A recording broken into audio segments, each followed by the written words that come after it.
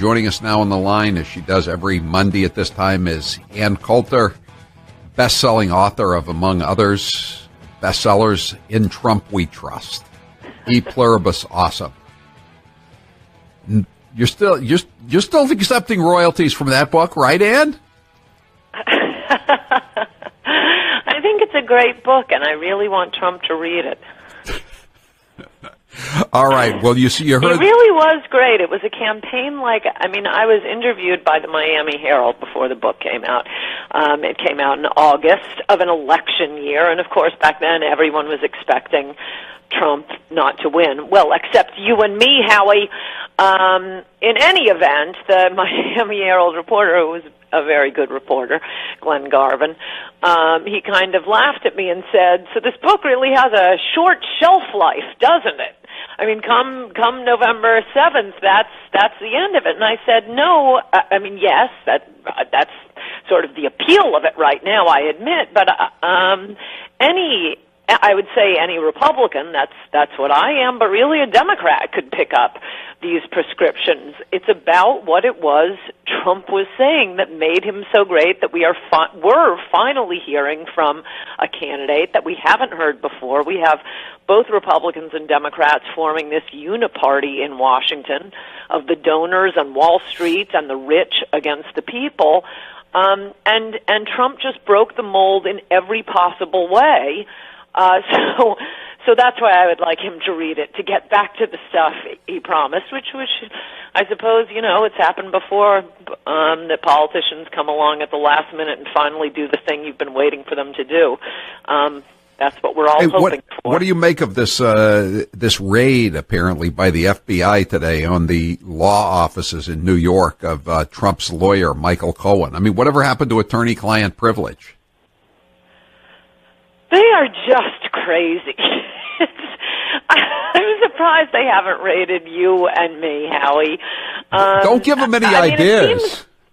It seems perfectly obvious, I think, to everyone what was going on here.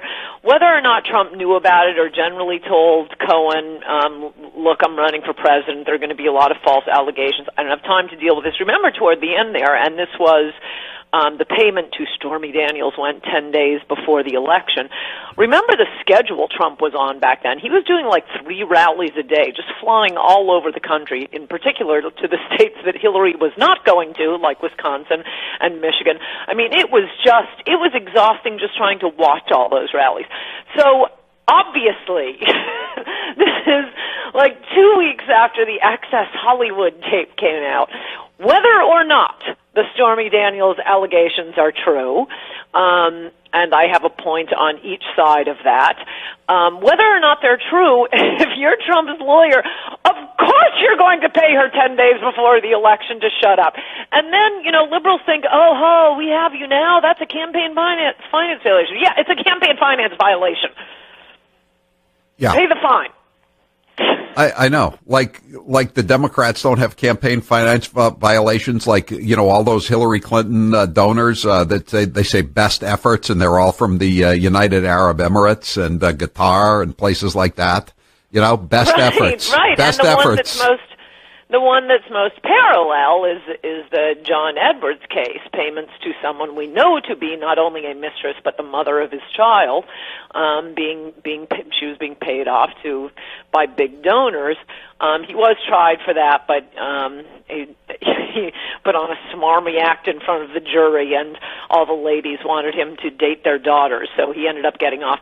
But come on, yeah, it's a campaign finance violation, and it might be held. I mean, making that a campaign finance violation might not survive in the Supreme Court. I'm not saying that it wouldn't, but yes, that's what it was.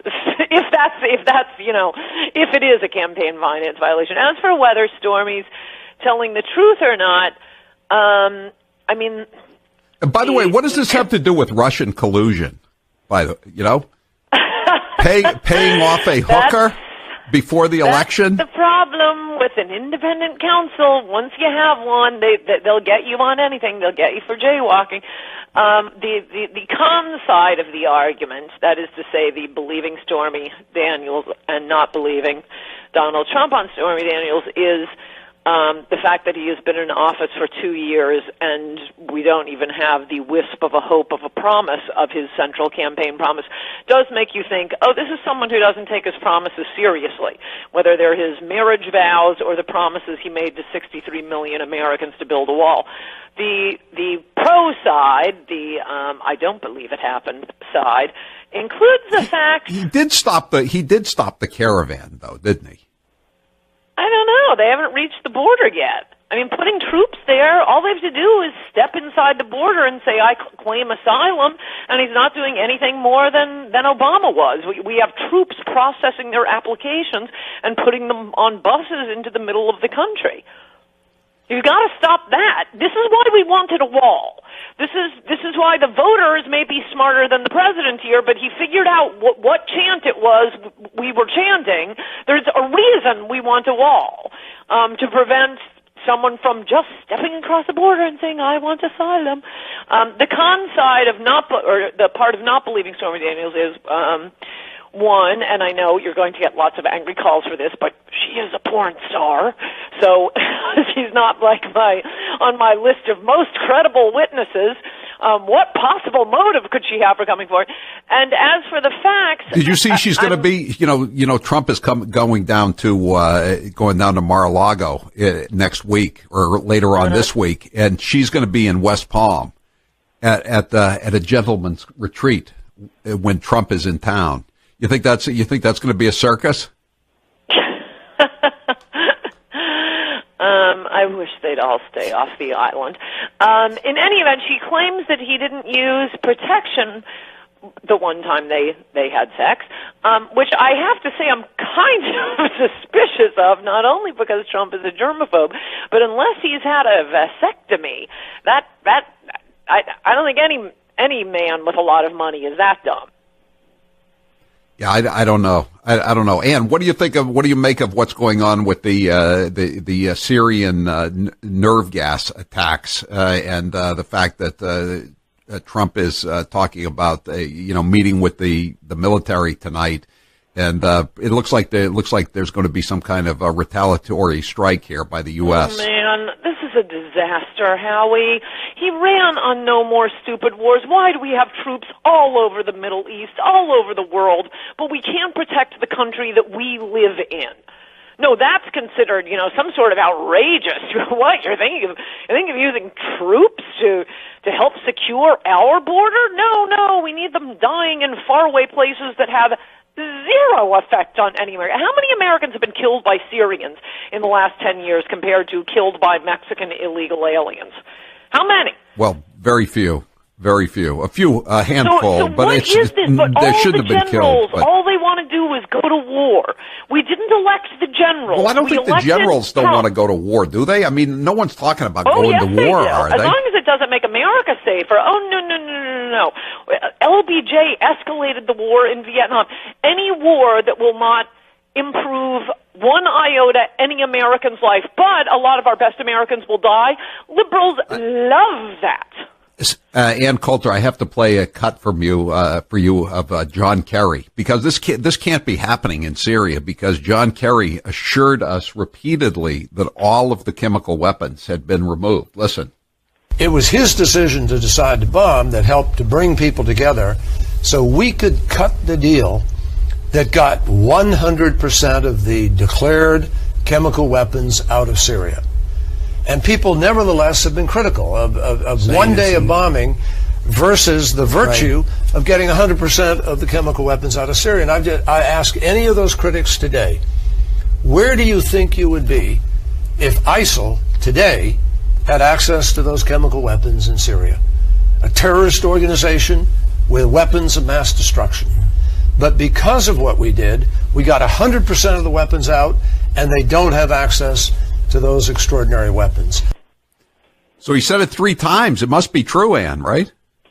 How many Americans are killed by the chemical weapon of heroin that is pouring across our border versus chemical weapons being used by someone, we don't know by whom. It really defies logic that after Trump says, okay, we're pulling troops out of Syria, Assad does something like this in order to ensure American troops will stay there, with the entire swamp in Washington desperate to keep the troops in far-flung areas that, again, have nothing to do with Ann, the are you saying this is a deep America. Ann, are you saying this is a deep state operation to keep the U.S. troops in Syria? Well, it may not be. I'm not saying that it was yes, but I'm not saying it was the deep state that sent off the chemical weapon. I'm just saying, the two people in the universe that I am sure did not use chemical weapons are Donald Trump and Assad, Bashir Assad. Those are the only two I'm 100% sure did not. Whomever or whatever group used the chemical weapons, it's not the guy who was about to have troops pulled out of his country. And any criticisms I level toward the Obama administration on foreign policy, well, other than their involvement, other than getting involved and sending more troops to Afghanistan. But by and large, Obama I'm glad he didn't do anything after the stupid remark about the red line. My complaint was with him making that red line remark, who cares? But he announced the rest of the world is a cesspool. But he announced that he and Kerry announced that they had gotten all the chemical weapons out, just like they announced that they had stopped the Iranians from building nuclear weapons. And now the Iranians are saying, well, guess what? We're going to go back to building nuclear weapons again, as if they ever stopped. That's true, but I'm not worried about them using nuclear weapons on us. I am worried about we're up to, I don't know if it's like 116. Didn't you tell me how many Americans are killed from drugs every single day, from heroin every single day in America? It's more than die in car accidents. It's right. Astronomical. This is on our border. This is what Americans care about, their communities. Oh, one thing that it did occur to me that kind of makes me laugh is you'd think the President of the United States, this bugged us so much at the time, just because, well, why is he calling it ISIL? That ISIL thing that Obama and Kerry used to call ISIS never really stuck. Nobody, It sounds so weird to hear it now, even with the President of the United States referring to this group as ISIL. Well, where did they get ISIL? Kerry what was also, the point of that? I think it was to just give Israel the shot, wasn't it? So that you're just calling it the Levant. That's kind of like meaning the Israel doesn't exist. It's just the sort of a Muslim sea. I think that's what it was all about. But, remember Kerry also used to use the phrase Daesh because he's multilingual. He's kind of like Melania Trump. He can speak French. He can speak Arabic. So Daesh, that's what he would say sometimes. But then he got the memo from Obama to start calling it ISIL, and that's what he did. And how did he pronounce Sinaloa, and why don't we know that? Well, yeah, you're right. We don't know that, so I can't answer that question. Ann Coulter, thank you for being with us. We appreciate it. We'll talk to you next week. Good to talk to you, Howie Carr. Okay, bye-bye. Hello. You want to see more of me? Subscribe below.